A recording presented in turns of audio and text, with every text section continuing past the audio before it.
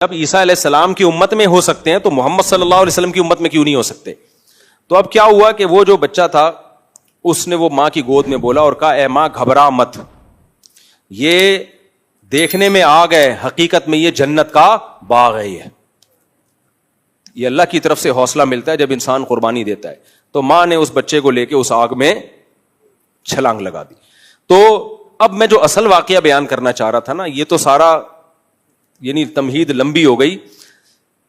تو قرآن میں کہیں نہیں کہ پھر اس پر عذاب آیا بادشاہ پر، کچھ بھی نہیں ہے۔ کیا مطلب؟ دنیا میں وہ سب کیا ہو گئے؟ ناکام۔ اچھا وہاں ساحل ادیم بھی نہیں تھا؟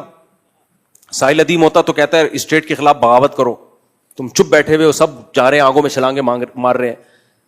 وجہ کیا تھی بھائی؟ وہ ان کے پاس پاور نہیں تھی بادشاہ سے لڑنے کی۔ جب پاور نہیں ہوتی تو آپ کے پاس صبر کے علاوہ کوئی اور آپشن نہیں ہوتا۔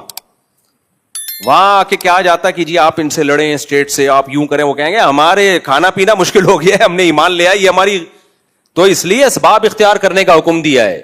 تبھی موسیٰ علیہ السلام فرعون کو زبانی دعوت دی ہے، لڑے نہیں ہے، کلیم اللہ ہوتے ہوئے بھی نہیں لڑے فرعون کے خلاف۔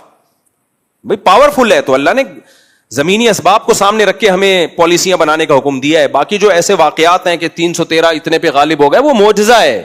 معجزے پیغمبروں کے ساتھ ہوتے ہیں اور کرامتیں ولی اللہ کے ساتھ ہوتی ہیں، لیکن اس میں ولی کو پتا ہوتا ہے کرامت ظاہر ہوگی تبھی وہ کر لیتے ہیں۔ تو اگر جناب ساحل ادیم صاحب کو اگر کوئی کرامت نظر آ رہی ہے کہ ہم یوں کریں گے اور ایسا انقلاب آ جائے گا تو بتائیں، رپورٹ پیش کریں۔ ہمیں اگر لگا کہ یہ صحیح کرامت ہے تو ہم اس پر عمل کر لیں گے۔ تو لیکن شریعت میں حکم ہے اسباب اختیار کرنے کا۔ تو وہ ساری قوم جتنے بھی لوگ ایمان لائے تھے ہزاروں کی تعداد میں، وہ سب آگ میں اس نے جلا